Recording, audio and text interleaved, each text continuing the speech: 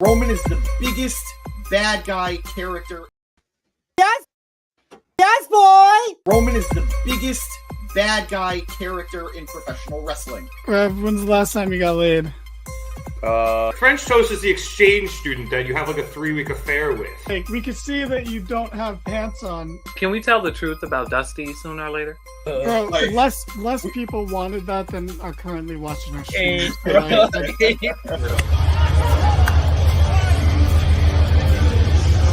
And you know Vince, and you still think, are these true? It's like... Welcome to the Mark It Down podcast.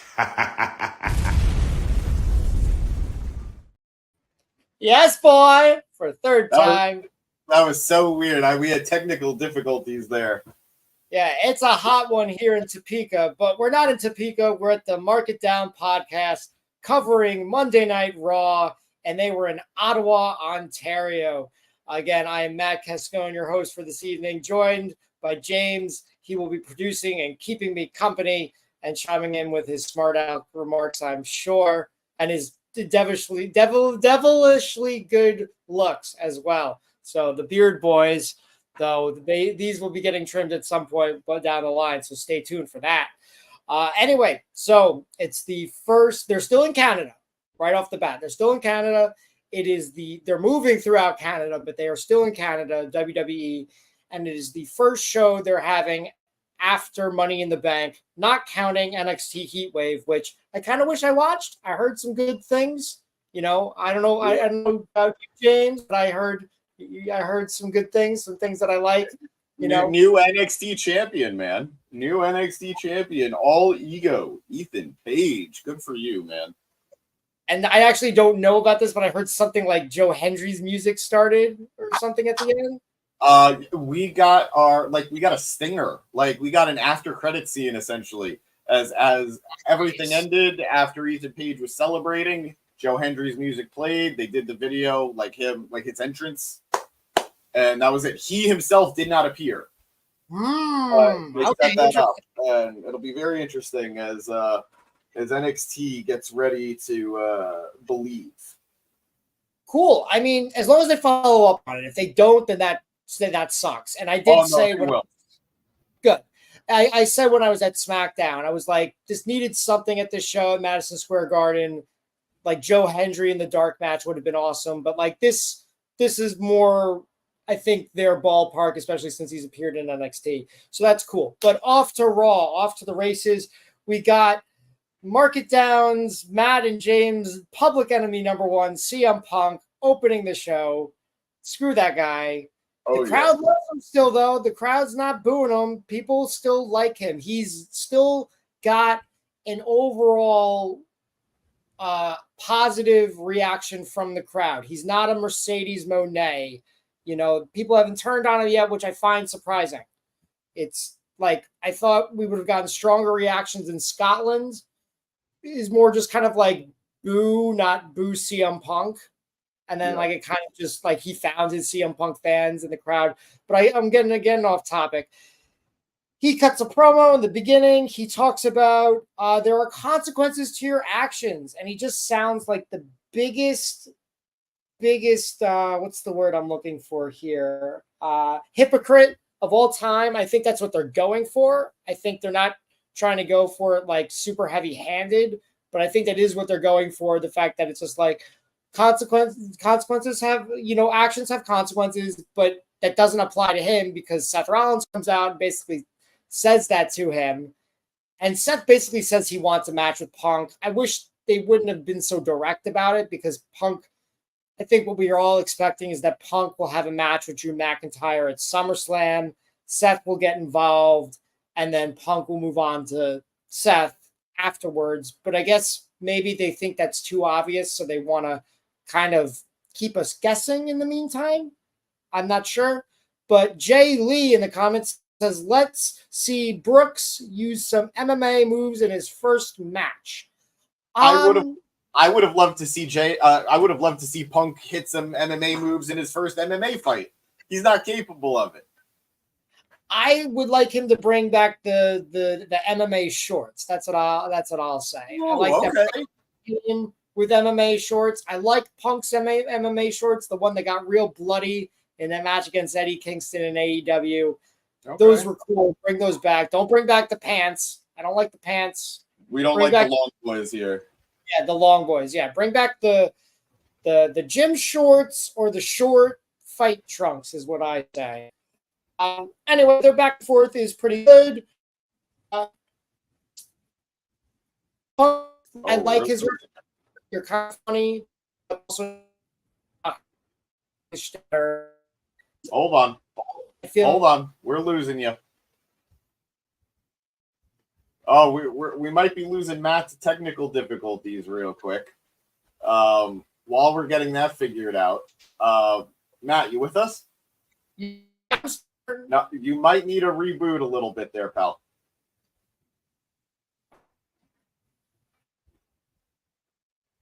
Hello. Okay, I will take over while we're waiting for our boy Matt to come back. I really enjoyed this back and forth. I really enjoyed these two going at it.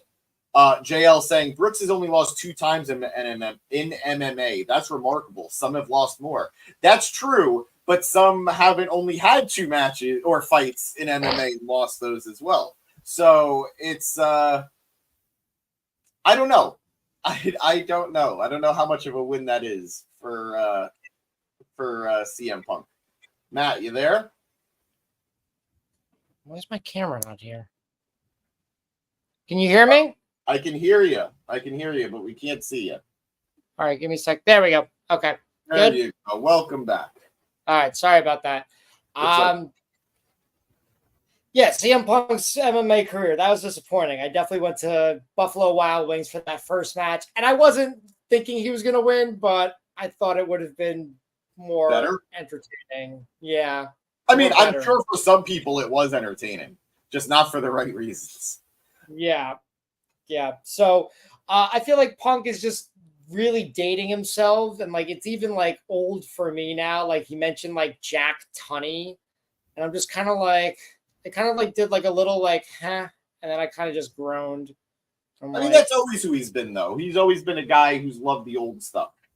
But it was funny like 10 years ago when he like references Back to the Future and what else? And Principal Rooney, even though he called him Mr. Rooney. I'm like, that I was just like 10 years ago. It's dated, but I enjoy it. Like if he pulled those up now, I'd be like, bruh, like, come on. Like, just, I don't know, update your stick a little bit. But he is who he is, and he's not going to apologize. But he does apologize to Seth Rollins, like somewhat sincerely and then somewhat not sincerely. But then, of course, he kind of like goes back on it by saying, like, anyone but you, yada, yada, yada. Now I'm making old references, though they're not as old as Punk's. Not quite. We're getting there. Yeah. So it's interesting seeing the disparity between the two, kind of reheating this rivalry. Punk's got, hands in multiple pots or chip dips or, double dipping. Yeah, he's double dipping the chip. Yeah, we got another reference in there. There we go. Another Seinfeld reference. Let's go to the comments real quick. Great idea. JL saying, so which cash-in is worse, Drew's or Theory's? Theory's 100% because Theory didn't even cash in on a world title, and he's the only person to ever not do that. And I think also failed. Yeah. Yeah, just terrible. Terrible. If you want to include the NXT title in there, I'd be okay with that. I would like them to call it a world title, even if we know it's like the third world title. Like the ECW title was a world title. Yeah. No, I hear you. After it was defunct. So, like, I that's what I would say, dude. But try not to cash in on NXT titles. Also, yeah, that's not a bad idea. But the Royal Rumble, you have that option, but it's only been done once. Yeah. Moving on, JL saying Brooks using the 2011 promos are outdated. We are inclined to agree with you here. Parker Curry. Hello, Parker. Welcome. Do you like Chris Kanyon, WWE guy? Chris Kanyon, the wrestler, I think was a vastly underrated performer who never got his roses, unfortunately, while he was alive. And I'm glad people are starting to put some respect on his name. And unfortunately, I think his name will always be linked to a very, very dark underbelly that was present in the WWE for a long time. And not just in WWE, but in wrestling in general. Yeah. Yeah. So, well, yeah. Yeah, no, that's fair. There was no exception. Yeah, no, that's very fair. So, yeah, all the love in the world for Chris Kanyon. And I'm glad people are finally caring about him. Moving on, JL asking, Brooks is past his prime, like he's a nostalgia act, let's be honest. I think if he wasn't so injury prone, he wouldn't necessarily be out of step, but he just can't keep it together. What do you think? Yeah, I mean, I haven't really seen him wrestle in WWE since his return. I didn't get to go to that MSG show, the one before this last one. So I think it's like, I suspect that, but it has not been confirmed yet. We'll see. Just some bad luck, but I mean, these things happen. I mean, you look at someone, it's not the same, but just like look at Beth Phoenix, her first match in WWE on the main roster. She got injured and she was out for like almost a year, and she went on to have a Hall of Fame career. So anything can happen. Absolutely, absolutely. And all things considered, I know we joke about how much we dislike CM Punk, the wrestler here, but we are not actively rooting against CM Punk, the human being. We want him, more or less, I think we all do, more or less want him to end things on a high note. So, Punk's body, just keep it together. JL saying Seth frickin' Rollins smokes Brooks. I'm inclined to agree. I think in a lot of ways, I think he is Punk's superior. JL saying, I understand Brooks has his mouth, but it's unbelievable if he beats Drew or anyone who is above 220 pounds. Look, it's wrestling. Yeah, it's wrestling. I'm not gonna cry I'm gonna cry because I'm a Drew McIntyre fan, but I'm not gonna say I don't believe that if he beats Drew. But that said, please don't allow that to happen, WWE. JL, last comment for now. Charlotte won the Rumble and chose Ripley at Mania for the title, so it's a world title. Yeah, no, it's like Matt was saying, like those are options. It's just, let's be better and not make that our choice if you're an active wrestler on the main roster. And I did mention that was the one time. I didn't say by name, but that's what I was referring to as the one time. No, of course. Did that. And even though I didn't like Charlotte winning, I liked the idea. I thought it would kind of put the NXT women's title like in focus, spotlight, which was great. And it's always a good thing. Yeah, no, absolutely. Absolutely. Anything you want to finish off with this Punk promo, this interaction with Rollins? I enjoyed it a lot. I'm glad that they're fast tracking, or at the very least, are acknowledging that this is a feud that is going to happen sooner than later. Yeah, I just thought it was interesting that like just Punk straight up disagrees with Seth, and it's just like he's just so blinded by his hatred for Drew McIntyre, kind of the way that Chad Gable has been blinded, but I like Gable's story more, and I'm mad he didn't win Money in the Bank. I know, buddy. I know. We all hate all it right. when guys lose. All right, what's next? Backstage, Dom has a meeting with Adam Pearce, and Liv Morgan shows up, and that's all I wrote down. I don't think anything that interesting happened. It's just the match is set. That's what's going to be the match tonight. It's going to be the main event. I don't know if they said that then and there, but that is what the main event match is tonight. It's a mixed tag match. I don't think you should ever have a mixed tag match in the main event. Oh, buddy, but you know why they did it. Yep, we'll get to why they did it. Yes, we will get there. It should be noted that in this segment, Dominic made it clear to Adam Pearce he did not want to have this match. He did not want to team up with Liv. Liv was the one who personally requested the match, and Rhea and Zelina were more than happy to accept the match. Dominic is the only one who didn't want to have it, and Adam Pearce had absolutely no sympathy for Dirty Dom. And Liv feels that she was doing her best to make up what happened last week to Dom when she interfered in his business and cost him. So just a lot of silliness from a lot of adults who don't know how to speak up. And I will say, it very much sounded like Adam Pearce was victim blaming. And we don't like victim blaming, whether it's in the WWE or in real life. So Adam Pearce, be better, Scrap Daddy. Be better. Yeah, we like you, but that's big no. Anyway, we move on to the first match. Unless do we have any comments? I didn't check. My bad. Nothing yet. Okay. Yeah, I'll let you stay on top of that. You're the producer. So we move on to the first match of the night. And honestly, on paper, this is kind of like the only match I want to see.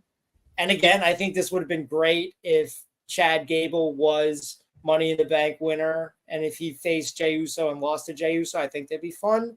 Good story. But anyway, Jey Uso and Chad Gable have a match. Very interesting here.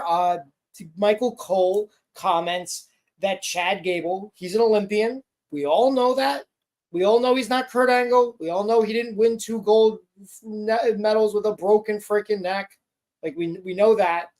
And that's why he's not booked like Kurt Angle. But what I did not know that Michael Cole told us is that he is a gold medal winner in the Pan Am Games. Yeah. And I was like, why is this the first time I'm hearing of this? This guy's been with the company, like 7 years? And this is the first time I'm hearing this? Why isn't he wearing his gold medals? Like, I know it's not the Olympics. It's not the same thing. But, it's something. I agree with you. It's a trophy you have to carry around. It's just around your neck. Maybe they make him too much like Kurt Angle, but again, they call him an Olympian all the time. So I don't know, man. I guess props to Michael Cole for pointing that out and giving, an extra little, giving Chad Gable some props and making him look better, but he still lost this match. There was some cool stuff I liked. They kept doing a hip toss reversal, and it ended at the ropes where Jey hip tossed Chad over the ropes. It looked great. Then Jey Uso, this was early on in the match, Jey Uso went for the suicide dive, but Chad Gable caught him, which was great. Chad, super talented, but also a strong dude. He's only 5'9", and he just catches Jey Uso, who is not the biggest dude, but he's still a full-sized man, a full-grown man, and he's running pretty fast, doing a suicide dive. Chad, grabs him out of the air with the greatest of ease, and he does a kind of a suplex on the outside onto the floor. And I'm like, I love that. And that's how you go to commercial. A big, sequence like that. I agree. That's how you do it. That was exciting. Can't wait to see what they do next. I don't even need the picture-in-picture. It was really, really good. So props to both those guys, and also just the way you're showing a TV show. That's where you went to commercial break. Perfect. So what happened next? We got, the rest of the match. It was good. Towards the end, Chad Gable has Jey Uso in an ankle lock.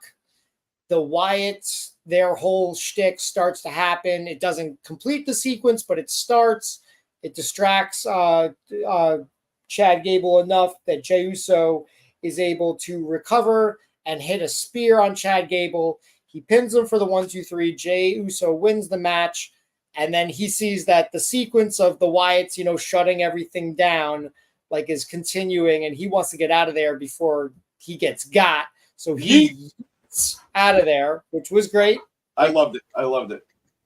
It was very much on character, but it wasn't ridiculous. It wasn't like Jeff Hardy dancing on his way to save his brother. It's you stopped to dance? Well, they kept playing my music, It was very much, to me, it felt very Looney Tunes, but in a good way.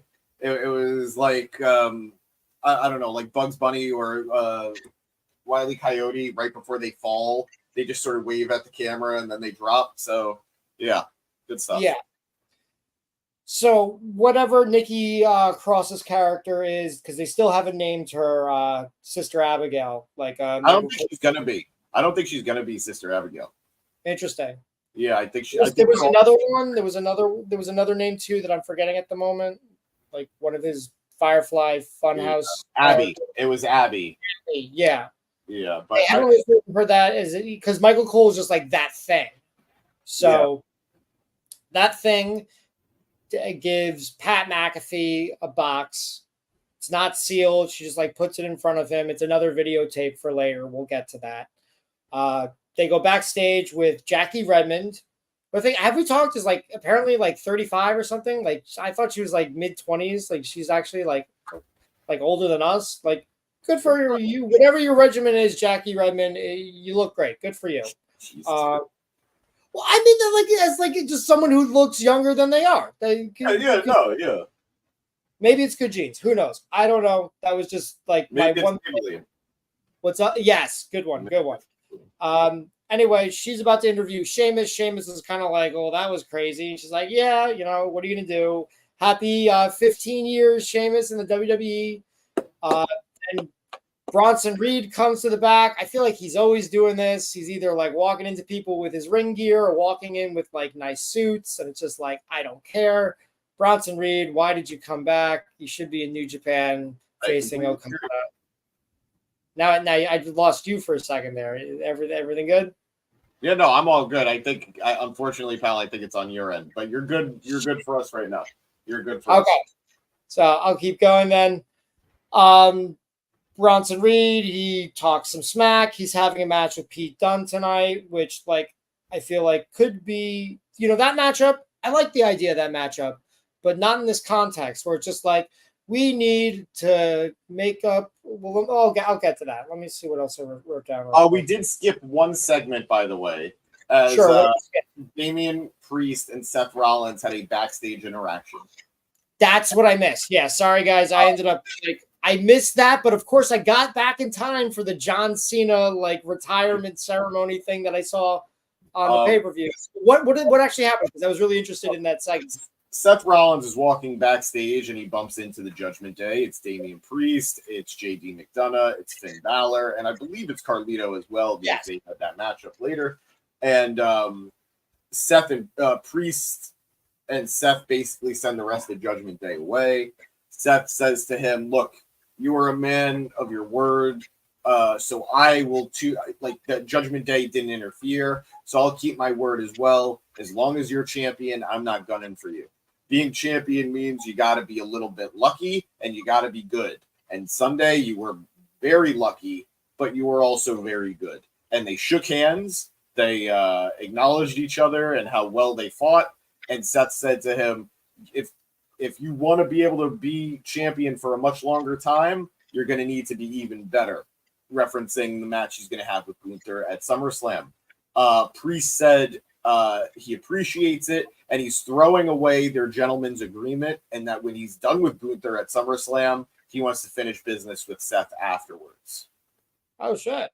So we're very much leaning. I wish I saw. Yeah, well, when you can, go back and watch it. And I love that they're leaning into Priest very much going to become a babyface soon. He's basically there in all things other than his attachment to Judgment Day. We have VRC Bro saying Mommy's back. And yeah, man, I'm happy Mommy's back too. I think we all are. And yeah. Thank you for being here, VRC Bro. But let's move forward.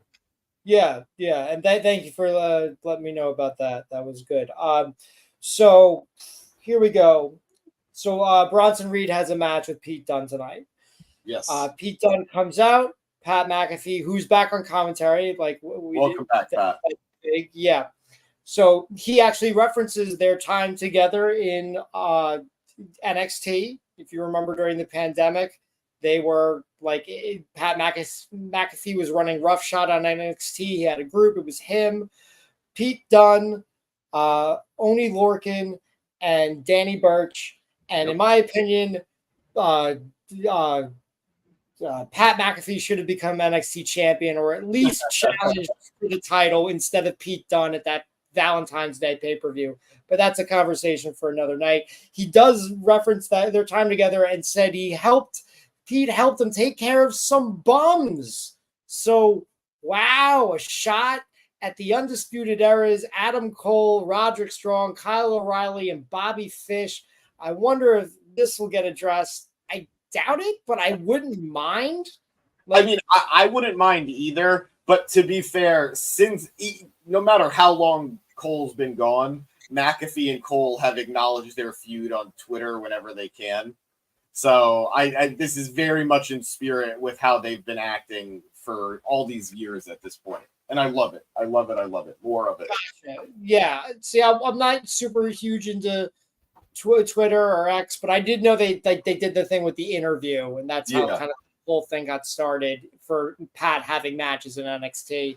So that's cool. That's a cool little throwback. And again, this match that they had, maybe it went 10 minutes. I don't know. I wish I had kept time, but it was like on paper, if you were like, if both those guys weren't in WWE and you're like, I'm going to an indie show. I said, who's on the card? And you told me Bronson Reed is going to face Pete Dunne. I'd be like, cool. That's a great match on the card. Like, is that like what I want to see in the main event? I don't know. I have to know the rest of the card. Probably not. But still, that's a match that could steal the show.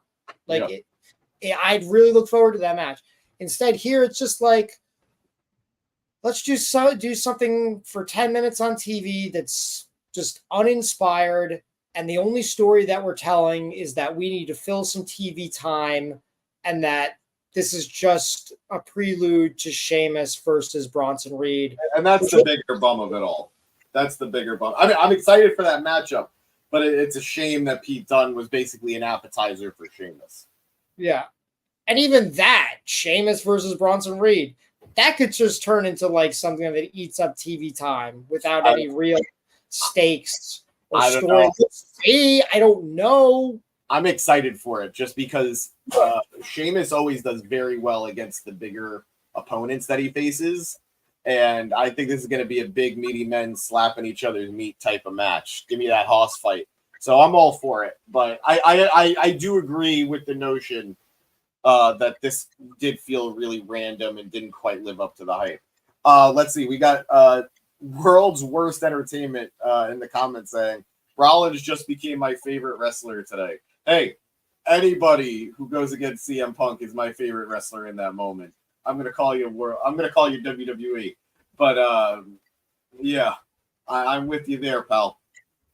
And World's Worst Entertainment saying that promo was wild. It absolutely was. It absolutely was. We're seeing some megastars going at it in the ring on the mic, which is both of those guys' strengths. Rollins is obviously an incredible wrestler, and Punk can still wrestle, but clearly Punk's strength is behind the mic, and Seth is very, very proficient with the stick. So good stuff. Yeah. So one second. I'm so sorry. This is it's Scapegoat, TNT Scapegoat. Welcome, man. This is Nick. This Nick is just make fun. All right. No, I like it. I like it. Welcome back. Matt Wyatt, what's up? He asks. Anywho, we got good to see you guys. Thanks for coming. Back on track. Sheamus comes out to save Pete Dunne after the match. Bronson Reed won with the tsunami and then wants to kill Pete Dunne afterwards. Sheamus comes in, saves him.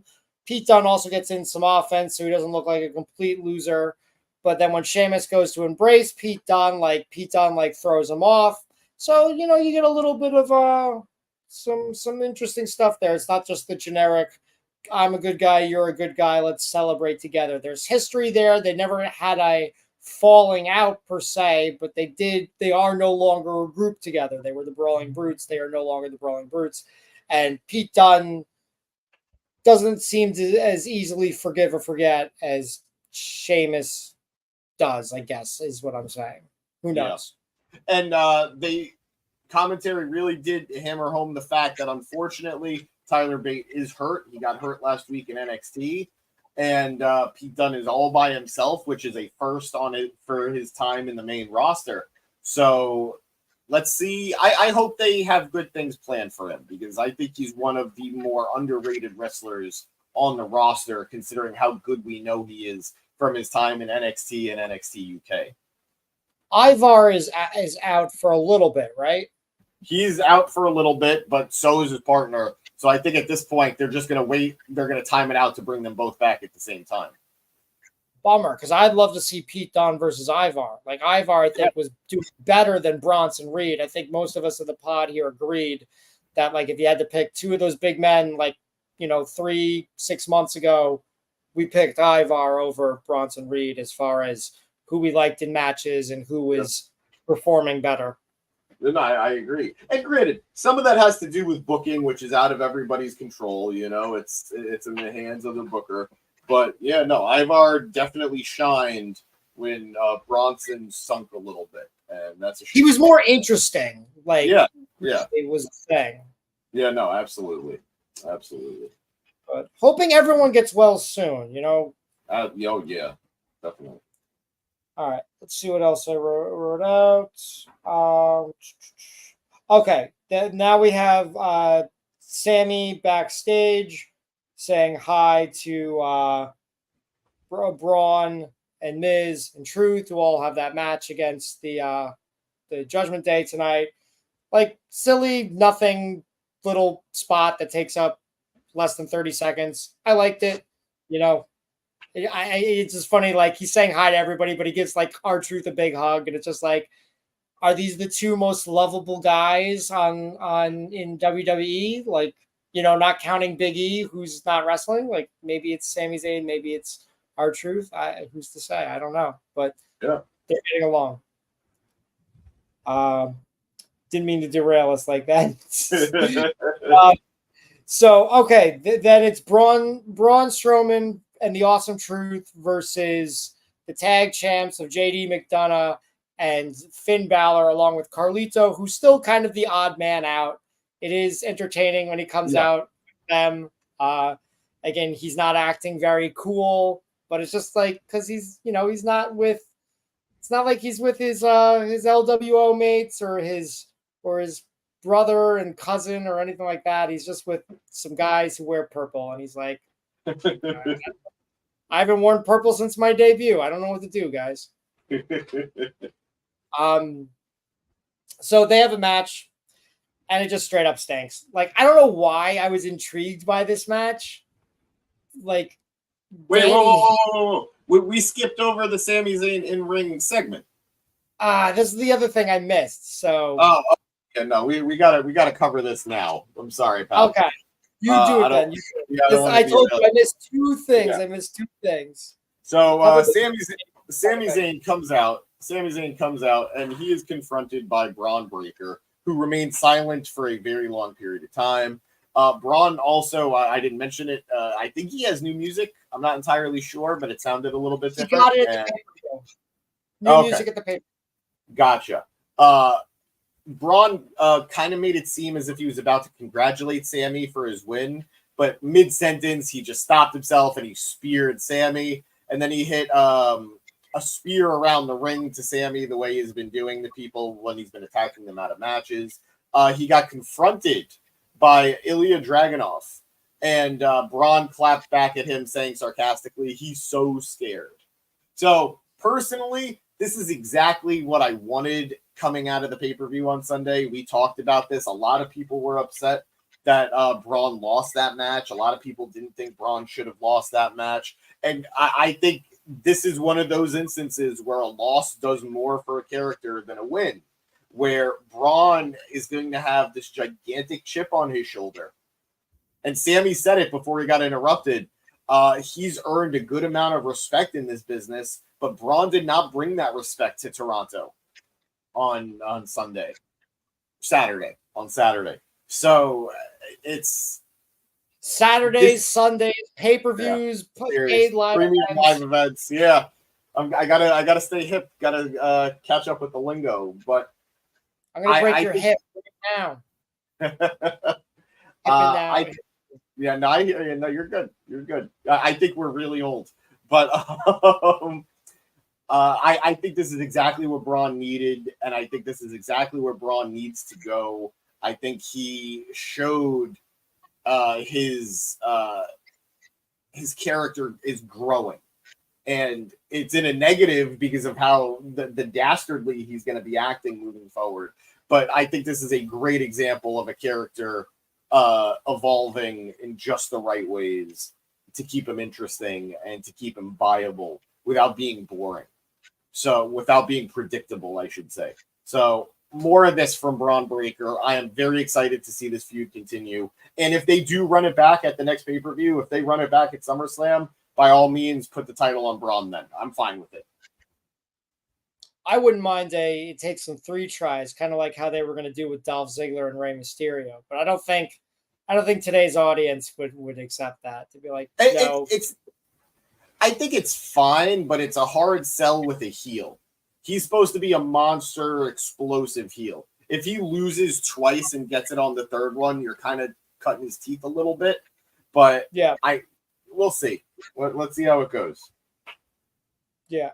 So I think right. now had the 3-on-3 match. Is that correct? Yeah, 6-man tag of Braun Strowman and the Awesome Truth versus the Judgment Day of, like you said, Finn Balor, JD McDonough, and Carlito. And it sucked. I don't know why I thought I liked paper, but it sucked. It was just bad. It's bad all around. I think the worst was, and unforgivable was the ending. Like, R-Truth is getting way too hyped with the crowd, and I couldn't understand why. And it's like, okay, fine. Let's just say I buy this. I buy that he's getting really hyped with the crowd. He gets to his corner where Miz is still there, and he says, "Truth, truth, look out!"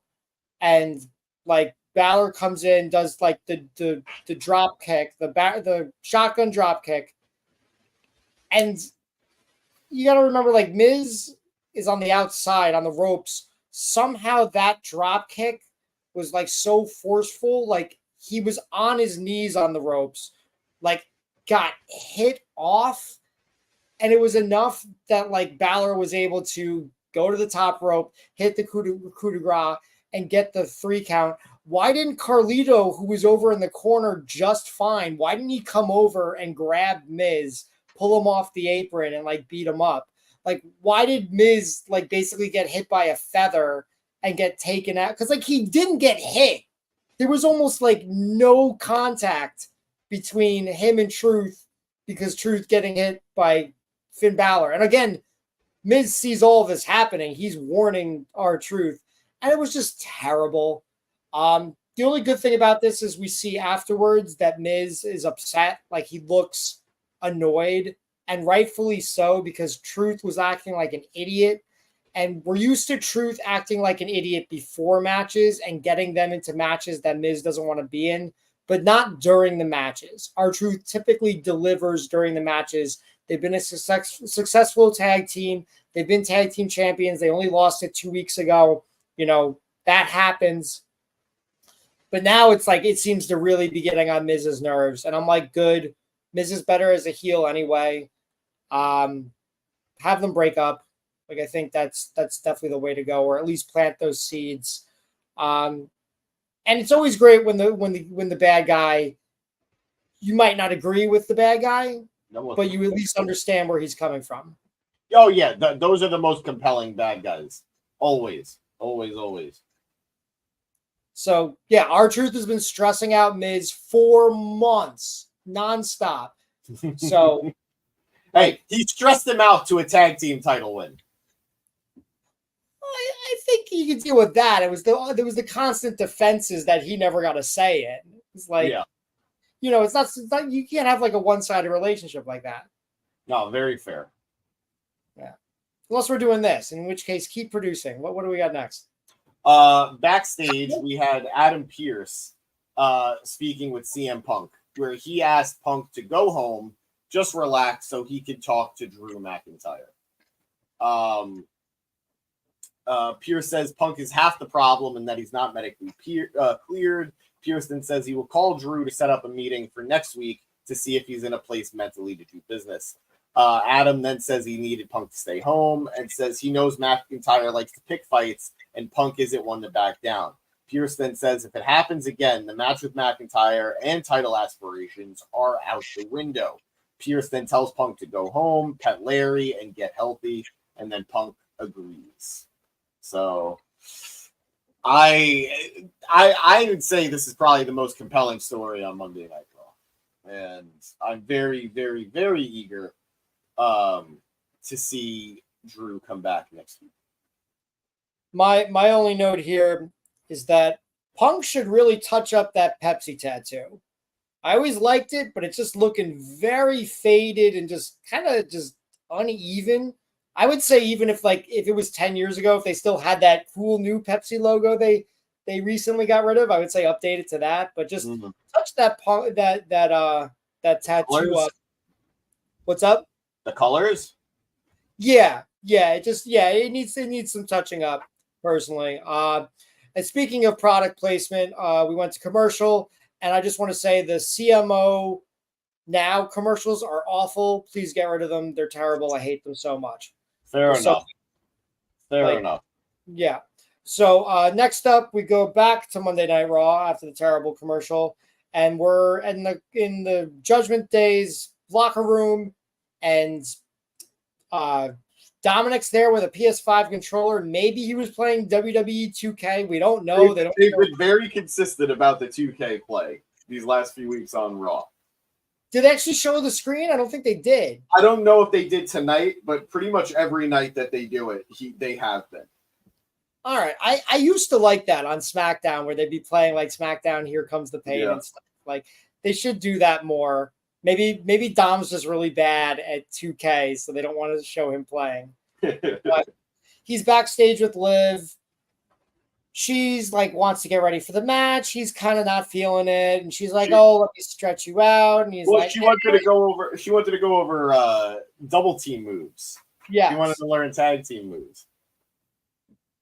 And Dom wasn't feeling it. One sec, we got a comment. We got Anthony Navarro. Sup, boys? Thought Raw cooked tonight. What's up, Navarro? Thank you for being here, buddy. It's always a pleasure when you're in our comments. We love you.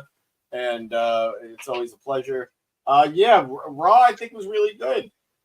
We have Kieran asking, when is Roman Reigns returning? I'm going to say SummerSlam. Yeah. Give it 3 weeks, and I think he's coming back, Kieran. And thank you for joining us as well, Kieran. Always a pleasure to have some new names, some new faces in the comments. But go back to it, Matt. So we get kind of Liv is trying to stretch out Dom, and he doesn't want to, and they end up on the couch, and she's stretching out his leg, and he's like, "Oh, that actually is like helpful," and it's a little reminiscent of the old Triple H, and his what was it like? He Stratus with Stephanie.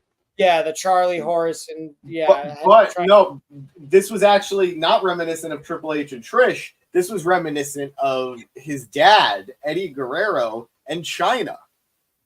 Oh, I didn't see all those segments. So Eddie, you take this one. Eddie got in a little trouble back in the day with China, having gotten a little too comfortable, a little too loose with one of the Godfather's lovely lady companions. And that led to the breakup of Eddie and China. So this was a nice homage to that. It was a very nice homage to that. And Dominic Mysterio, man, living the goddamn dream, isn't he? Yeah, and also Carlito getting in some good, jokes, because I've not been about Carlito's return at all, but this is doing some good for him. Good for him. I never cared about Carlito's run-in with the LWO. It felt so forced. It felt like such a cheap way to bring him back. But I was happy because Carlito was back. I am much preferring him here with Judgment Day. He's a little bit of a clown, and that's okay. That's fine. When you're delivering funny lines like he is, like, "Oh, it does look a little hard," it just cinema.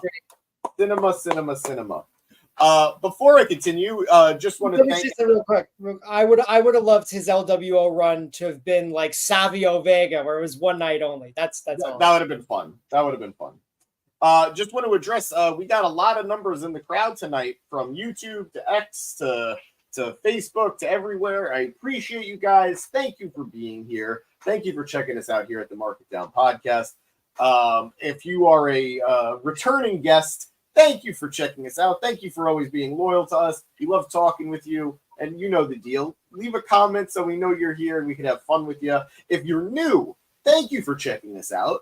We appreciate you. We love you. We feel safe with you now. I know it's early, but my heart's aflutter. Thank you guys. So if you do want to stick around, hit that like button so we know that we're doing something right and we can continue doing it. And hit subscribe so you can stick around. We cover all things WWE. We cover all things AEW. We cover all things TNA. And we cover some other things in between. We just covered the pay-per-view Money in the Bank this last Sunday, and we will be covering SummerSlam. We will be covering TNA Slammiversary. We will be covering all the AEW pay-per-views coming up. I think the next one is All In for them. So thank you guys for checking us out. And, stick around. Stick around. We have fun here. But, Matt, get back into it. Before you do, though, Kieran saying Dominic Mysterio cheating on his wife. Look, man, Dominic Mysterio is married to a beautiful young lady, has Rhea Ripley as his on-screen girlfriend, and Liv Morgan as his on-screen mistress. I mean, he's been dating. Yes. His wife he has now. He's been dating since high school. So yeah, bravo. It's like, just ballpark. Good chance it's the only woman he's ever been with, which is fine. But like, so now he gets to like live out like. What would the fantasy be like of like being with like someone that isn't my one and only? He kind of gets to live it and not have to feel guilty about it. So again, another good for him for finding love in real life. Let's hope they keep, all the good times keep on rolling. Speaking of good times and having a good time here, it's time for sad, spooky stuff with the Wyatt video, which. They put it in, as Michael Cole said a couple weeks, he didn't say a VCR, he called it a VHS player. And I was like, what are you, Gen Z, Michael Cole? Come on, you don't know what a VCR is? See, now he's got me saying it. Anyway, I've been liking these. They're basically, they peel back the mask with Bo Dallas. We see him talking to Uncle Howdy, and this week is similar in that nature. My one complaint about this whole thing, if you want to get into great detail, we can definitely do that. But I will just say, because it's a VHS tape, they do the sidebars. The sides are black, which makes sense. But they need to take notes from Moon Knight. Moon Knight did it way better. And I think the worst part, I don't know if it happened the other weeks, but this week, as soon as those black bars came in, that's when we got the USA logo on the top. And it was like across the whole thing. So half of it was in the black, half of it was on the screen. And it's like, do we need to know that we're watching USA right now? Like, does this really they can't get away with not having it on there. It's not on there 100% of the time. I believe you. It's there, and it's not up to them when it's there. I know it's a nitpick, but it took me right out of it. It was like, then just, oh my God. Or just tell them, hey, can you just move it in for like this one segment? Can you move it on from this side to just like 2 inches in? That's all you got to do. Like, hell, you can put on the bottom, like coming up next, Amazon race or whatever the hell the show is that's on right now. Biggest racer. I don't know. Anyway, so that just took me right out of it. I was like, really like, this is when corporations just suck the life out of art and entertainment. I'm so sorry. I'm so sorry that it was so distracting to you. Well, I'm like, oh, here we go. And I'm like, all I could think of is Moon Knight. Moon Knight did it perfectly. Why can't you do it like Moon Knight? Moon Knight's on a streaming service. I don't give a shit. Figure it out. Figure out how you don't have your logo on the screen for 2 minutes. Can you think you can afford that for 2 minutes out of 3 hours? You think people are going to forget what channel they're watching for 2 minutes? You never know. Look, I'm with you. Look, wrestling fans are stupid, but they're not that stupid. Hey, and I'm not saying all wrestling fans. We are marks here. We are marks. You are marks. We're all marks together. We got someone marking out right now. We got the markometer happening. So, that would be a fun t-shirt. Yeah, we'll work on it. But anyway, this segment was good regardless. We got they peeled back the mask of some of the other Wyatt members. I'd really be interested, are we going to call him Uncle Howdy? Are we going to call him Bo Dallas? I wouldn't mind Wyatt Rotunda. I think that would be cool. Yeah. What's his real name? Something Rotunda. Give me a sec while I look it up. I got it. Taylor Rotunda. I wouldn't be mad at him hitting his real name. But they're already the Wyatt Six, so and that's fair. But they were last name. I guess. Like Taylor Wyatt's not terrible either, but I like that. I like Wyatt Rotunda because he gets to honor his brother, but also like his real life self and brother as well. I feel like it's a good combo. And I think obviously Wyatt works as a first name. Yeah, that does. The Walking Dead, Telltale game. You get to play as Wyatt, who looks like Chris Hero. My first Wyatt was from the show Charmed. Okay.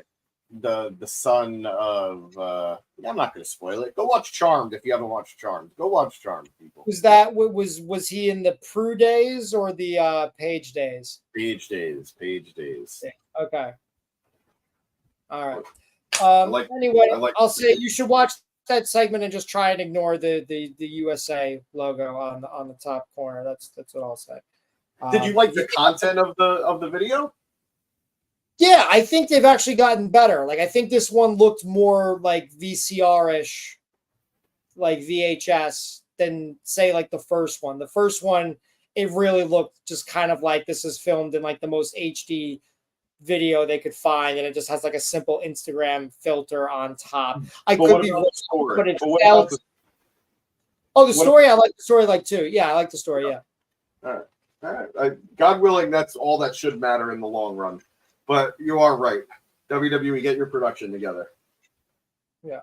Because they're certainly capable of it. Okay, what do we got next? Gable. Always love to see Gable. Gable's in the back. He's mad at Adam Pearce. He's like, what are you going to do about this Wyatt stuff? And he's like, I added extra security. What else do you want me to do? And I think, Chad Gable should just sue Adam Pearce and, make, what he should do? He keeps showing up on TV, running out to the ring. He should make Jason Jordan his butler. How do you like that Seinfeld reference? I don't know how we got there, but sure. Yeah. Sure. Because they can't afford to pay Gable whatever the fee was. So they have to make Jason Jordan his butler instead. What? You squeezed that one in. Proud of you. Kieran asking, when will Zilla Fatu debut? That's interesting to watch Zilla and Jacob tag team. Nothing against Zilla. I'm sure he'll show up one day. I think he's still a little green. I think he's still a little young. And I think WWE is trying to let him develop a little bit on the outside before bringing him in. So I also think they... Sorry, keep going. No. Go ahead. I also think they're hoping that maybe he'll get that Umaga tattoo covered up with something else. Yeah, maybe. And in the meantime, who knows? There are plenty of Samoans that they could sign related to that family. There's Lance Anoa'i, Hikuleo, one of the Tongans brothers, who still we don't know what's going on with him, but he's going to show up somewhere.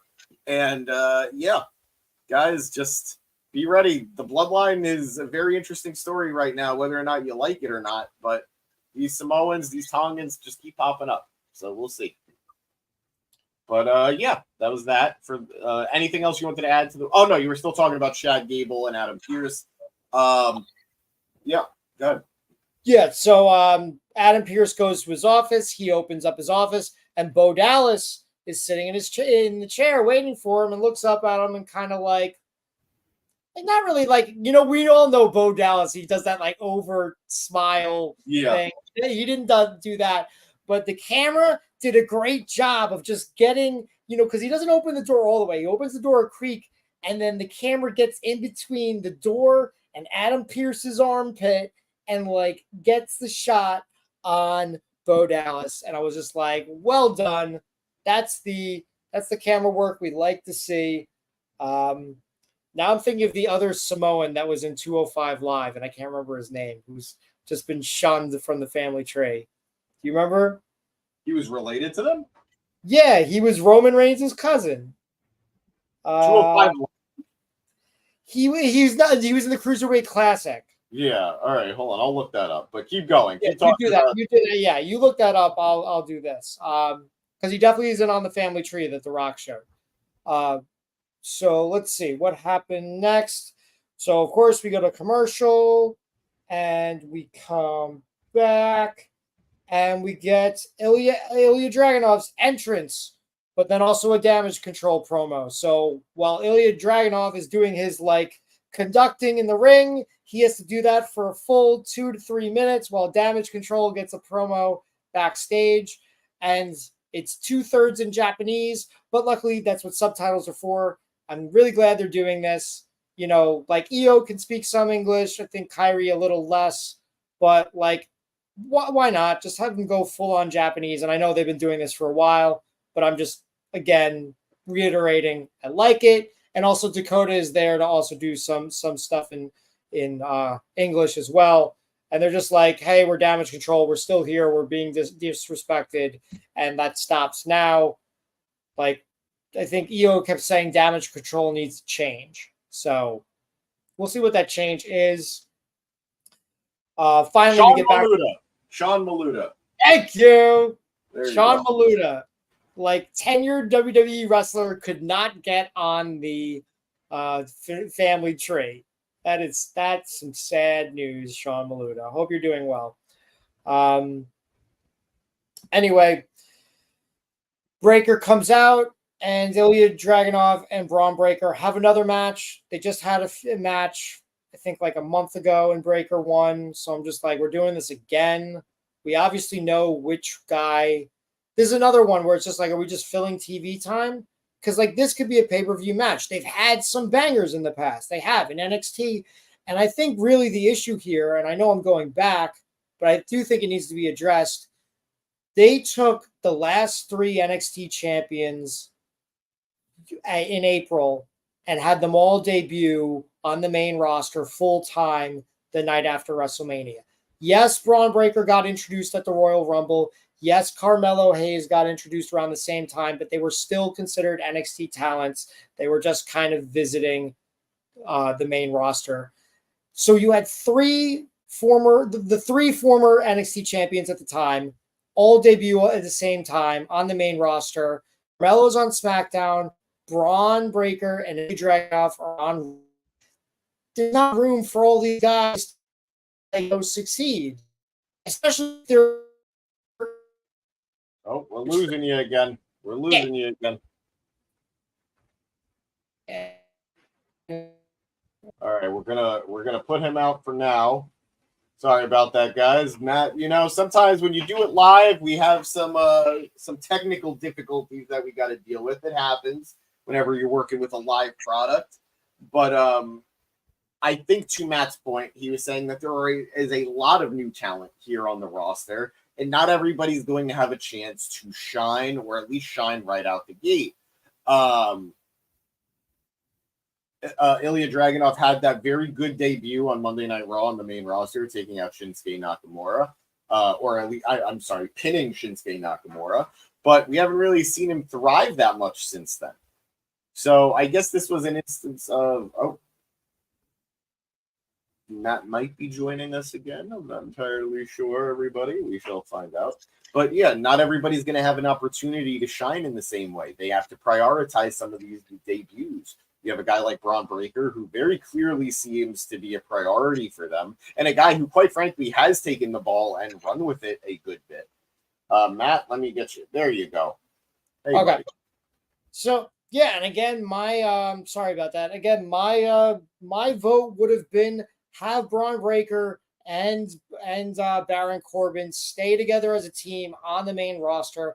I think there's room on Raw or SmackDown for another good team.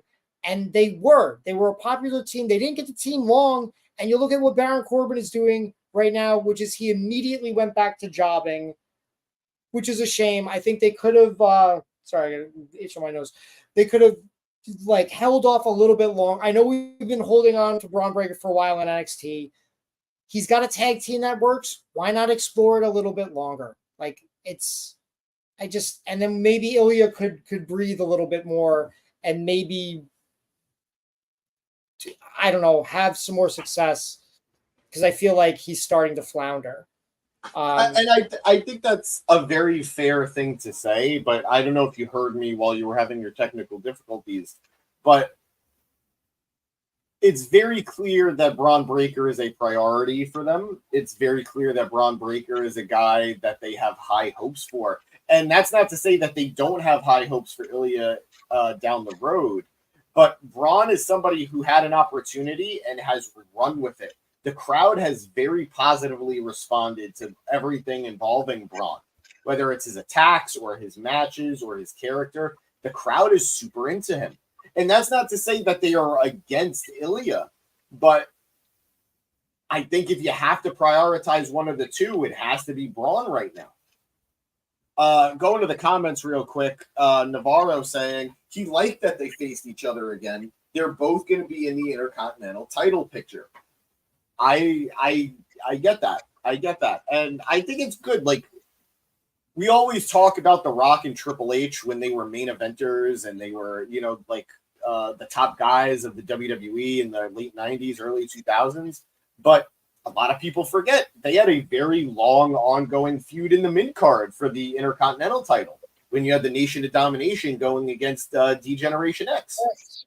So sometimes it's okay when you see these mid-card feuds or these mid-card guys go against each other and develop a minor rivalry that could develop into something much bigger later on. Yeah, it's well said. Again, I don't want to see him get lost in the mix. I mean, even last week, he had a good triple threat match with Sheamus and Drew McIntyre. I'm talking Ilia Dragunov, but like he wasn't at all involved in the finish. Like, it's great that he didn't get pinned, but at the same time, he wasn't even like a deciding factor. It felt like he was very much kind of taken out so that it could just be Drew and Sheamus. And it's like, what's the point of doing that? We all know who's winning between Drew and Sheamus. Yeah. Like the past 5 years. No, for sure. I get what you're saying. Navarro saying he feels like someone always has to job though, and yes, James, 100%. And what else do we have on? Did you at least like the matchup? Did you enjoy what we got of it? It was decent. Again, it felt more like we need to fill up some TV time than telling a significant story. I will say I really like some of Ilia's counters, like especially the one where Braun jumps up to the top rope and usually does the Hurricane Rana or the Steiner recliner. No, Steiner. Not the. Oh no, the Frankensteiner. The Frankensteiner. Thank you. So yeah, that was cool. Like, I'll definitely give him props for that. But it's like, what does he do now? I guess hopefully he can get involved in this Intercontinental title feud and maybe Sami can hold it on a little bit longer than, SummerSlam. Because again, it looked like this was going to be a one-on-one with Breaker and Sami. And then like it looked like maybe it was going to be a fatal four-way with Sheamus and Ludwig Kaiser, and that didn't happen. So I will say it's keeping, even though you kind of think like, okay, it's just going to be Breaker. There are some questions. What if? Could things change? Who's to say? So maybe Ilia gets a pay-per-view outing with the two of them. That would be nice to see. But that's all I really got on that match. Did you like the after bit with Sami? Yeah, it was fine. Like, I mean, I have Ilia's bloody on his leg. That's what I wrote. Wait, what did you say? Ilia's leg was really bloody. Yeah. I mean, hey, he's always bleeding. Yeah. Kieran saying Sami Zayn is the world's strongest man. Sure. Yeah. I guess we'll go to next up. We got a Damian Priest video package. It's pretty good. It's funny. He's like talking about his title reign, and I'm like, look, I didn't ask for help, but I mean that happens sometimes. I mean, look at other champions. You think they win without any help? Like, look at Logan Paul, and they show the brass knucks, and then they're like, look at Io Sky, but then they showed nothing with Io Sky. So it was like, did they run out of time? Like, who knows? But it was kind of like an interesting foil to be like, you're judging me? Well, look at these other champions. And if I was Logan Paul, I'd be like, what the fuck, bro? We're not even on the same show. Like, I thought we were cool. We were just hanging out like a month ago.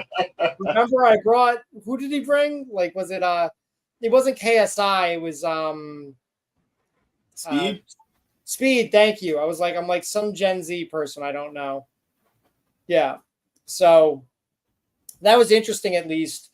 It's still interesting, though, listening to him talk. He doesn't always sound super confident. And it's like, I wonder, like, should he have a manager? Should he speak more Spanish? Because I feel like when he does the few lines in Spanish, he sounds way more confident. And who knows, he could be flubbing up lines in Spanish and I wouldn't know. But at the same time, he at least sounds more confident. That being said, I think I don't have anything against Damian Priest. I like the guy. But I wouldn't have driven 2 hours to Connecticut by myself on a work day to meet him. If somebody didn't bail out at the last second, and that somebody isn't James. Just so we're clear, I wasn't throwing shade. I'm innocent. I swear. You are. I swear. But I'm just saying, like, if it's like, I don't know, it was Gunther. Yeah, I'd probably drive 2 hours to like. Yeah. But like Damian Priest, nah. I think he's from New York. I'll just wait for when he comes here eventually at some point. I'll take the chance. So, yeah, I just don't think this really is working. I think it was a solid attempt. I don't think they should be like, oh man, this was the worst decision of our life. By no means do I think that, but I think like you got to take this title off of Priest at SummerSlam. He's floundering. Gunther's got to be the world champ. I mean, it's not as bad as his U.S. title run, but it's not great. So it's time to move on from Damian Priest as world heavyweight champion in my mind, and move on. Why don't you get a word in? What do you think? I mean, I like Priest, and I'm always going to root for Priest. I've been rooting for Priest since his Punishment Martinez days in Ring of Honor, and I think he's genuinely only gotten better since then. I'm very happy he got to be world heavyweight champion, and I think he's done it. I think he's done a good job as champion. Botches aside, which again we talked about on Saturday, happened to everyone. Happens to everyone. I don't necessarily blame him for them, but I do think it's time to move on for Gunther. It's more about it being Gunther's time than it is, oh, I'm ready for Priest to no longer be the guy. And I think that's the big thing. It's an embarrassment of riches with incredible talent, and Gunther has just been, we've all been waiting for this moment for Gunther. So, bring it on. Very well said. And I mean, having him as champ at Bash in Berlin could be really cool. As opposed to everyone thinking like, oh, in the beginning of this year when they announced that match, everyone just like assumed like if Gunther's not IC champ, he'll probably challenge for a world title at that show. And it's like, nah, man, he's probably going to be the world champion. Unless he loses SummerSlam and gets a rematch, maybe. Yeah. But I'd prefer just winning at SummerSlam. It's overdue at this point. Yeah. Yeah, no, bring it. Bring it on. Moving on, we have the Final Testament. And they do a promo. And they talk about the old guard. And apparently, like, Karrion Kross lost to Xavier Woods last week. And it's like, can this guy beat anybody? Like, no offense to Xavier Woods, but I would not have thought that. A dude who has, like, 4 people backing him up and just beat a former world champion the week before couldn't beat Xavier Woods, who I like and who I think should be speed champion. All right. I don't know how this guy keeps spinning his stuff. He keeps spinning his stuff and growing his hair. And like I don't get it. I feel like him it could have been total. It could have been the total shits. But I would have at least liked to have taken the chance and just been like, "Hey, Dijak, before we don't re-sign you, can you just have a match with Karrion Kross on Raw? Like, we'll give you 10 minutes. Over. Let's just see. No, not even that. Like, not yes, but like, just like that. Maybe not that be the purpose. Just like, see if you guys can have like a good match. Not even that. Like, see if you guys can have like a match where everyone's just like, whoa, we've been sleeping on Dijak and Karrion Kross, and then the next week Dijak goes away, and everyone's just like, "Whoa, we've been sleeping on Karrion Kross." The worst part with Kross is he is a very charismatic guy in everything that doesn't have to do with professional wrestling. When you hear this guy give interviews, he's super charming. He's super inviting. He's super warm. When he's on Twitter, he is really funny. He is very clever. And it's just like, how do we not get any of this on TV? Like, how has none of this translated to your character in professional wrestling? I don't understand it. It's a shame. Yeah, I don't really get it either. It's bizarre is what it is. Yep. I feel like also he wears like he must be rated. Do you think he takes his old jackets, cuts off or gives his old jackets to the Judgment Day and then they just cut off the sleeves? Because he's wearing like the exact same jackets as them, except they have sleeves. His have sleeves. I think they just shop at the same retailer. Goths are us, I think that's it. Oh boy. So I will say maybe I don't think they will, but they are teasing doing something interesting there. Like maybe Woods breaks up with Kofi Kingston. I don't think it's going to happen, but they're at least teasing it. It reminds me of when CM Punk was trying to get Rey Mysterio to join the Straight Edge Society, which actually could have been kind of cool, but they didn't do. And I think the same thing is going to happen here. Yeah.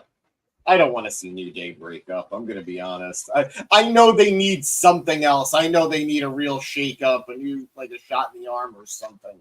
But I'd rather see them both be singles guys, but both still be New Day. I mean, even if it's a fake out, like I think a fake out could be cool, but like I'm not invested in this storyline at all. Like I said, it's somewhat interesting, but Karrion Kross has been so what's the word? I don't want to be too harsh, but like poorly booked. Yes, I think that's the easiest way to put it. Yeah, that it's just like I don't care. There's nothing here that I want anything to do with. Let's get to the next match. It's Damage Control versus Lyra Valkyrian, Caden Carter and Katana Chance. They start off this match well, but it seems very rushed, which makes me think this is going to be a quick match. But surprisingly, it's not actually that quick of a match. They get a commercial break and they get to come back and they get to wrestle some more. So maybe, who knows? I just thought that was interesting. I still don't really know what Lyra's appeal is. I don't dislike her. She's Irish. I'm Irish. I don't dislike her. And I liked the match she had with Becky, who's also Irish. But I just like, I don't know what this is. Like, she's miming. Like she's the war goddess, which I thought that was Ember Moon. But I guess if you go to AEW, like you can just steal people's names. Was she the war goddess? Yeah, or the goddess of war, either one. No, she was the war goddess because I think they made her stop using it because Alexa Bliss was already the goddess. You couldn't have two goddesses, even though one was different from the other. You could Google that while I keep talking. Yeah, no, I'm looking it up. I don't necessarily see anything, but I believe you. Yeah, I'm pretty sure. Yeah, I'm pretty sure Ember Moon was the war goddess. Let's go to the comment. Let's go to the comments real quick. We have Chris Leclerc saying, you know who would look good with damage control? Roxanne Perez. Whenever she loses her NXT Women's Championship, yeah, maybe that would be a good way to introduce her to the main roster. Not introduce her to the main roster, but to officially bring her up to the main roster, having her join up with damage control. She's certainly got the attitude for it. So maybe not a bad pick there, Chris. Chris also saying Bayley has won matches by herself to keep her WWE Women's Championship. Yeah, not every champion can say they could do that right now. Kieran saying CM Punk versus Drew at SummerSlam. The win will go to CM Punk. That Kieran doesn't like Drew and he's happy he wasted his Money in the Bank. Oh, Kieran, you're breaking our hearts here. And that Money in the Bank should have been a Jey Uso win. Yeet. And then I know, buddy, I know you wanted your Gable. No yeet. And Chris Leclerc saying, this 6-women tag match was Dakota Kai's first win on television since April 3rd, 2024, the Raw before WrestleMania 40.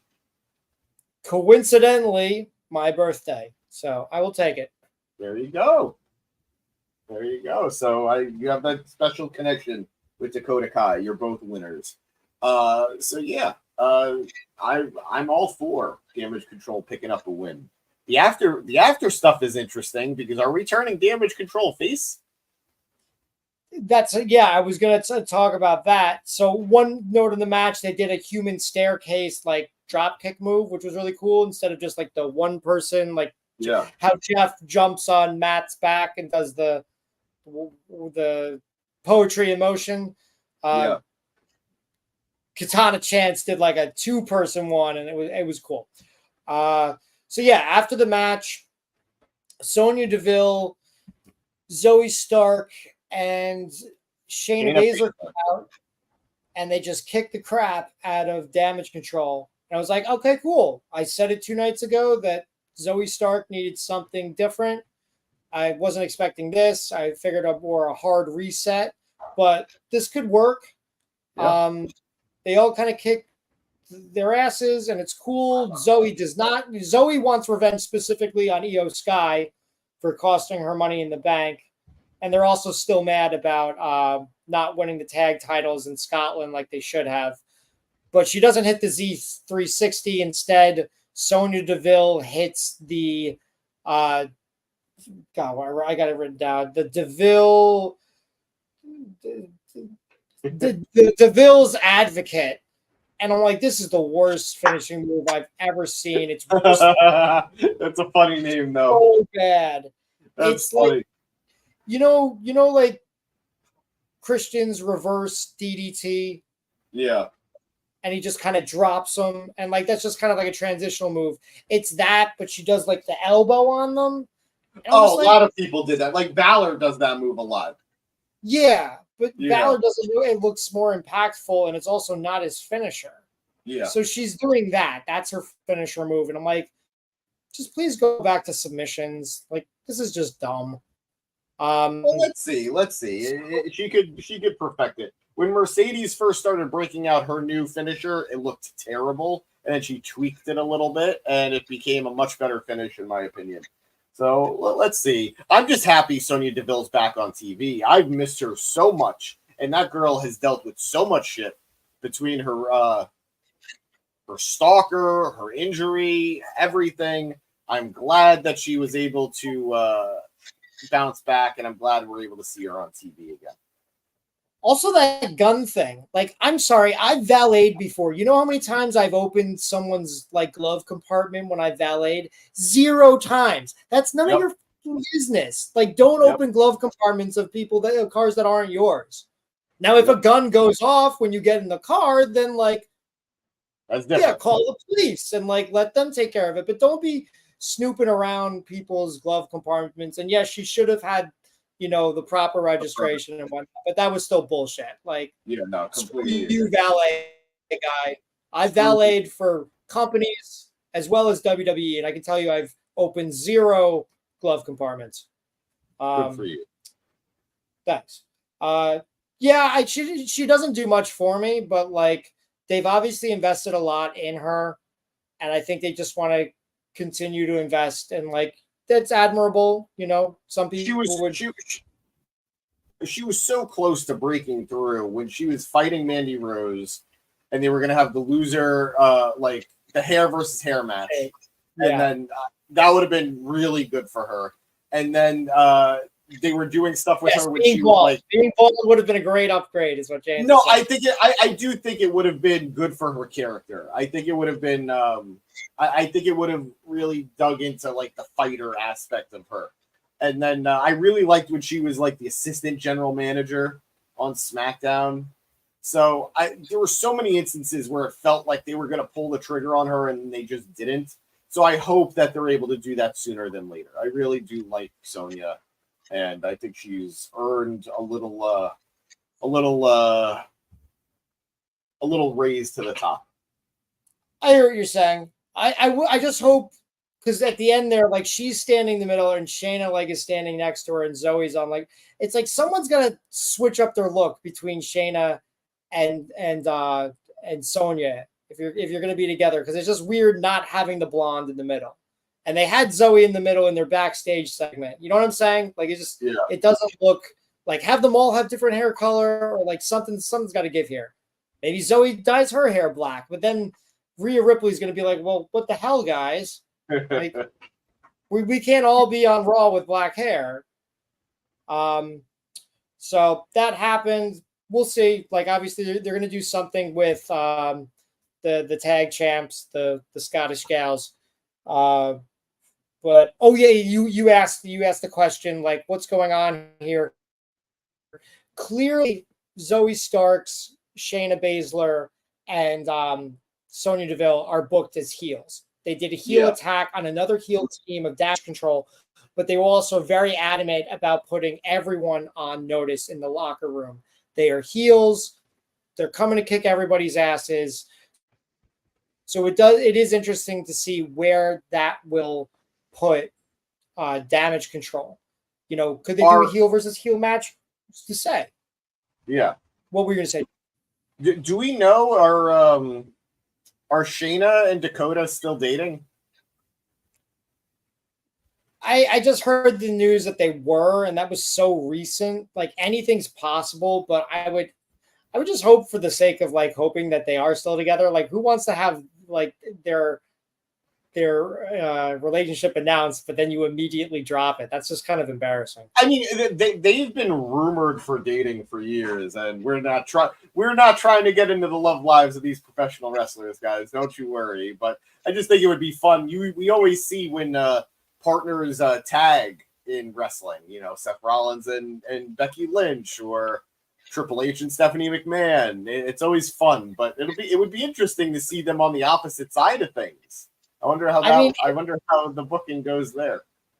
Is it always fun? I feel like Becky and Seth, that was not great, but not because of them. It was more because their opponents sucked. But yeah, their opponents sucked, and it went on just like a weird amount of time. I like their chemistry together, and I pop for real life romances. Like, say what you will about their like her as a wrestler. I loved whenever Brian and Brie would be together on TV. I love Miz and Maurice together. So I don't think I've ever put this theory on the pod, but another famous one, John Cena and Nikki Bella. They got engaged. I was there. I was there for that engagement. So they got engaged at WrestleMania. And what's the thing about getting engaged? You typically get engaged, not all the time, but typically you get engaged and you get married, or you at least announce a wedding within 1 year's time. And so what happened in next WrestleMania? Did John Cena get married at WrestleMania next year? No. For some reason, he had to have a match with Undertaker at WrestleMania.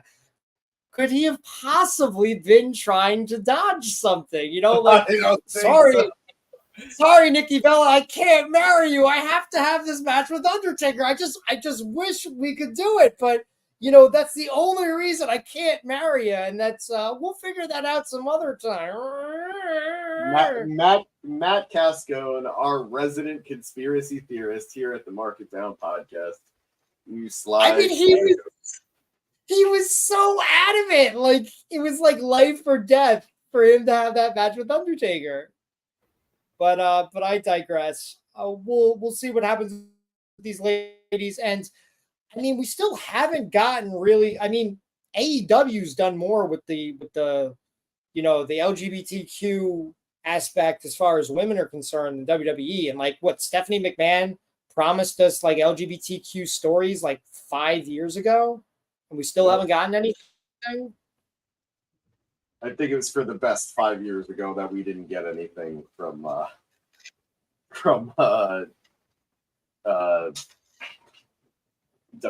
at that point. I don't think they were quite healthy enough to do it. I think they could have done something with Peyton Royce and God, what the hell was her name? Billy Kay? The Iconics, yeah. No, I know but they're not gay. You don't want to see that. No, I'm saying storyline wise. There was that's a story for another. That's a good conversation for another time. But I thought we'll save the bonk for later. There's two characters. Okay, so let's move on. What happened next? We got a Gunther video package, which was also well done. I was actually really surprised. They leaned, obviously they did the Intercontinental title stuff, which was obvious. I was surprised that they talked about how he started in WWE in 2019, specifically when he wasn't in super good shape and when he was on NXT UK. I did not think they would want to address either of those two things. Not that they would like outwardly ignore it, but I didn't think they would want to like kind of celebrate that. So that was very cool that they did that, in my opinion.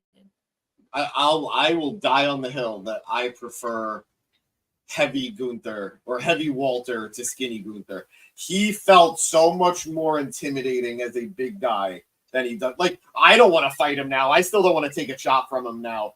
But there was something about him when he was bigger that just looked terrifying. And I think it's missing from him. I mean, good for him that he looked so great today. He worked really hard to get there, and bravo to that. But Heavy Walter was a beast, like an indescribable beast.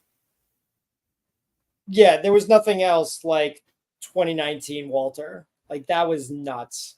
And the fact he got to WWE, even if it was NXT UK, it was just kind of like, no one is safe. Everyone on that roster will be punished. So that's interesting, that matchup, Gunther versus Damian Priest. I mean, you said it earlier with the thing he had with Seth, Damian Priest. It seems like they're setting him up more to be the face. I wouldn't mind a heel versus heel match. I know traditionally it's faces versus heels, good guys versus bad guys, but I kind of like flipping the script a little bit every once in a while, shaking things up. And I got to be honest, if they're booking Damian Priest as a face, I don't know if the crowd is going to be cheering. I don't know if the majority of the crowd is going to be cheering for Damian Priest and booing Gunther. What do you think? I agree, but so a couple things. One, I agree in this instance. I think you could book a heel versus heel matchup because this is not going to main event the show no matter what. It's just not. So I think you could get away with being a little experimental midway through the card or to start the show, whatever. Two, I think the babyface turn is going to come probably either mid-match, during the match, after the match. I think Priest is going to get screwed by Finn Balor sooner than later, whether it's against Gunther or after the match with Gunther. And I think that's when the crowd is going to start to really rally behind Priest, when he gets betrayed by Judgment Day. So let's see. We have, I think, 2 more Raws before SummerSlam? A lot could happen. That's soon. Okay. Yeah, there's 3-week difference. Well, we're on to the main event. It's a mixed tag team match with Rey Mysterio and Zelina Vega representing LWO, I guess. It's like, who cares? Versus Dominic Mysterio and Liv Morgan. I initially thought, like, why do you have a mixed tag in the main event? It's a terrible idea unless it's like I don't know, Trish Stratus and John Cena versus Edge and Lita. I don't know. Like, why would you ever do this? Then I thought maybe they're making it up to Liv, who didn't get to be on the pay-per-view on Saturday. I think we talked about it on Saturday that 5 matches seems a little short. That seems to be what they're doing now. It's 5 matches for 3 hours of programming, and that included tonight. We got 5 matches. I think you can easily fit a 6th match in, maybe a 7th if you're lucky. I don't know, but I think 6 needed to happen in Money in the Bank. I would have gone with the tag match, but it could have gone to Liv also, because it's always good to have another women's match as well as a women's title match, because it's Money in the Bank. You know? Yeah. That's another thing. I think they should have had Tiffany Stratton on the show tonight. She's Like, a it just SmackDown not star. like a cash in. Not like a, what's up? She's a SmackDown star. But she has Money in the Bank. She can cash in on whoever she wants. I agree in concept, but they never had the money in. All right, they never highlighted the Money in the Bank winner appearing on both shows. They've done it where the Money in the Bank winner from one show cashes in on someone from the other show, but they don't usually have them hyping them up beforehand on that. Like Priest showed up on SmackDown, but we always knew he was only going to cash in on the Raw title. Well, he showed up on SmackDown because he was tag team champion. Judgment, But I yeah. hear what you're saying. You're 100% right. But sometimes you got to say screw it to the rules. And she could have just been like, I won. Like, it's a simple explanation. It's like, I won Money in the Bank. Adam Pearce invited me here tonight. Or like, I asked Adam Pearce if I could be here tonight. I'm not saying she needs to be here every week. I'm just saying they're still in Canada. Like, they're still in town. Like, just have her show up and be like Toodles or whatever. And, you know, be like, maybe she can announce on SmackDown, I'll be revealing like my new briefcase. Like, this is the old one. I'm getting a new one. It's going to be great when it's pink. It's going to be great when we get a pink briefcase for Tiffany. Bedazzled. Yeah, it'll be solid. Oh, I'll yeah. live with that. Yeah. So anyway, we get on to this main event. One of the first things Zelina Vega does is she does that foot thing. I won't show my feet on here for free, but you know, like lives up the ground, and Zelina lifts her up with her foot, but she doesn't do it all the way like her husband Malachi Black, FKA Aleister Black, but that was still a cool nod. The match is fine. Again, it's really hard to get excited about mixed tag matches just because of the forced tag outs. You know, it's always been the downfall of those matches, in my opinion. My one complaint here was there's a spot where Morgan is in the corner. Pretend I'm in the corner. She's sitting down in the corner facing the rest of the ring. And Dom, I hate women. That's what I'm getting at.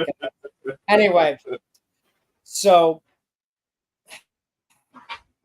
I think Zelina Vega hits Dom, or whoever. Dom gets hit and basically gets tripped up, and he goes like face first into Liv Morgan's crotch. Pelvic crotch mask. region? Pelvic No, region. crotch is, Sure. yeah. Crotch is gender neutral. Okay. So he goes into that area and he immediately just like, oh, like, I think he should have sold it a little bit longer. Like, and maybe even like Liv puts her hands on his head, because you think about, and that's not just me being horny, you know, you don't need to hit with the bonk stick. Like, just a couple weeks ago when she fell on top of him and like she started like kind of gyrating on his, like that, they played that for a long time. Like, I was surprised how long they went with that. Maybe they got a complaint from the network, or maybe a note from the network, or maybe they didn't want to chance it tonight. Either way, in comparison to that, this didn't line up. Or maybe they were just trying to catch up, because it felt like things got a little bit rushed tonight. Maybe that women's match that I thought was getting rushed went too long. Who's to say? All I know is this spot, too fast. You need to, sometimes in wrestling, just like in theater, you need to oversell, you need to overplay, you need to exaggerate. And they needed to do that for this spot. It's not the end of the world, but like, it could have been like a highlight of the match that they could put in like a video package later, and it didn't do much. It could have done more. Let's put it that way. It could have done more. Fair enough. So yeah, the rest of the match was fine. At the end, Liv slides in a chair. The ref gets distracted by the chair, gets rid of the chair, trips up Rey on the top rope, and Dom is able to knock him off, hit this frog splash, and get the 1, 2, 3 for the win. I thought this was kind of dumb. It's like you can trip somebody up on the corner without getting DQ'd. That's like a warning. So So yes and no, because I looked into it and I thought the same thing. It felt convoluted. It's not a DQ if it's incidental. So if you kick someone and they land on their crotch, no DQ. But if you put them in a position to intentionally land on their crotch, I think it's a DQ. She intentionally pulled him down crotch first on the thing. Oh. Again, Okay. Is this me William Regaling this to like make it make sense? Yes, because I agree with you. I thought she could have just did that. That's like you would have gotten reprimanded, but you wouldn't have gotten DQ'd for it.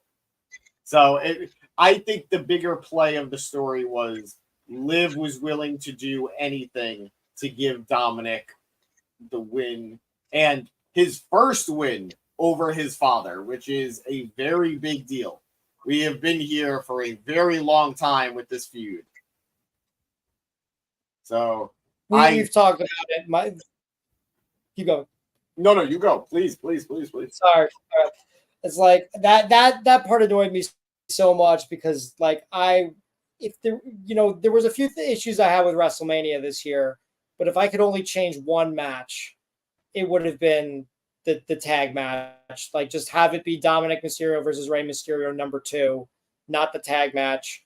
Like why did we get Rey Mysterio versus Dominic Mysterio number 2 last week on Raw?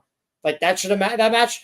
That's the match you end in a DQ or bullshit. Like why? Why would you just give that away for free? I think the reality is Rey doesn't want to wrestle his son on a big stage again until he's ready to have Dominic beat him and retire. And they weren't ready to tell that story this last year. And when they do wrestle again one-on-one on pay-per-view, Dom is going to win and Rey's going to be done. I just think that's the reality of it. And if you didn't have... So if they had done 2 at this last WrestleMania and Rey isn't retiring, you would need to have Rey win again. And I don't think anybody needed to see that 2 years in a row. You could have Rey lose the third match, the best of 3. I guess, but I think it's more of a pass. Like I think it's weird that they had Dominic win tonight, but I get what they were doing in terms of Rhea and Liv and the story they were telling, and it's more protected in a tag match. But all that said, I think Rey's just going to do it the one time, and it's going to be a passing of the torch to his son. I think that's the plan. Even if you're right, you could do the best of 3. I think that's what they have in their head. That's how they want to do it. I guess. All I know is I don't think Andrade or Santos Escobar did enough to deserve a spot at Mania this year. But we're moving on. At the end of this match, they're about to kiss. I'm, of course, talking about Rey Mysterio and Dominic Mysterio. Like, that's yeah. Oh, yeah. Just a quick pack between father and son. Nothing wrong with that. They made up. No, I'm kidding, guys. It was Dominic Mysterio, Rey, and then, I'm saying it again. Dominic Mysterio and Liv Morgan. They celebrate. Dom is quick to not hug her after he's hugged her as the initial oh, I'm supposed to hate you. She jumps on it because he's a weak little human boy, and he props if you can get that reference. That's no, I actually didn't get that one. I'll tell you later. It was Fairly Odd Parents. Oh, okay. Why don't you go back to being a little human boy? Nice. Thanks. And I'll give the viewers more time to guess next time. So they're about to kiss, and Mommy comes out, and it feels rushed. Like Liv Morgan runs to the back. It's fine. She doesn't grab the title. Mommy Rhea Ripley comes to the side. She goes to the ring. Like Dom tries to hug her. She's not having it. She says a few words. We don't really catch what she's saying. And that's when the TV, like, turns off. It felt like it ended on like 11 on the dot. It cut out at a weirdly like quick spot. And I think because I saw Mini Portable covering it, I think they filmed stuff after where Dominic is following Rhea up the ramp.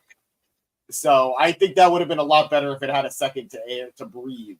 And I don't think it did, which is unfortunate. But yeah, man, I don't fucking care about any of those things. I'm just happy Rhea's back. I've missed her. Just in time for Fanatics Fest. I mean, SummerSlam.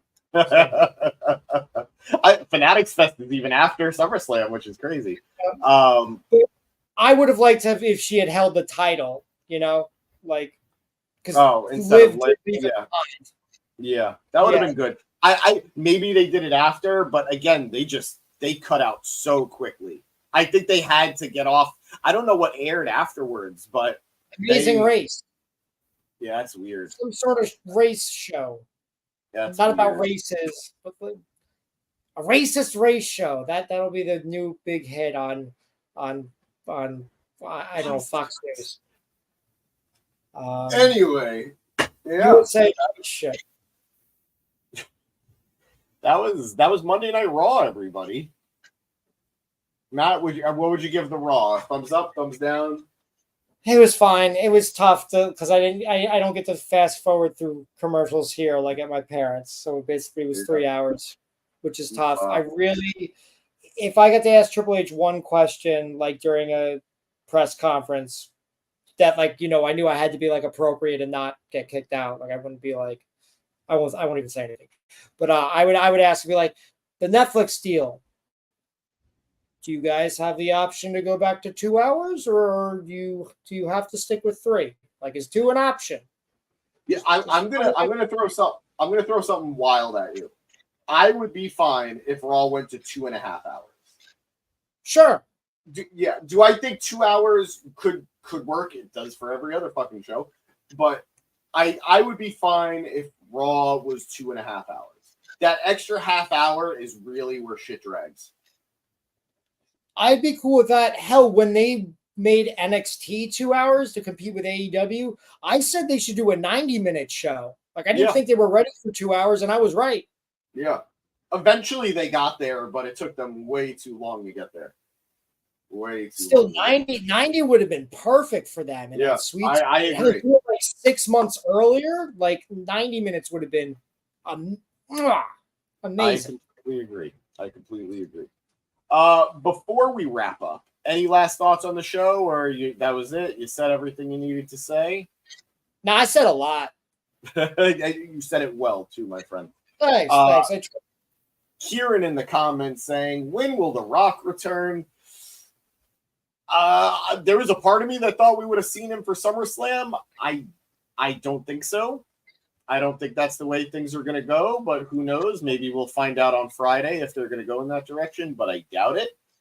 Beyond that, I want to thank you guys sincerely, because while we were doing this episode tonight, we crossed the 900 mark here on Mark It Down. You guys are awesome. We are now at officially 901 subscribers. We are on the road to 1,000. Thank you all so much. Like I've been saying, whether you've been with us from the beginning or you've been with us for a while, or if tonight was your first night with us, thank you. We truly appreciate you. We've got some good news to share with you guys. As the pod is growing, we're going to be doing some new stuff here on the channel. We're still a few weeks away from it.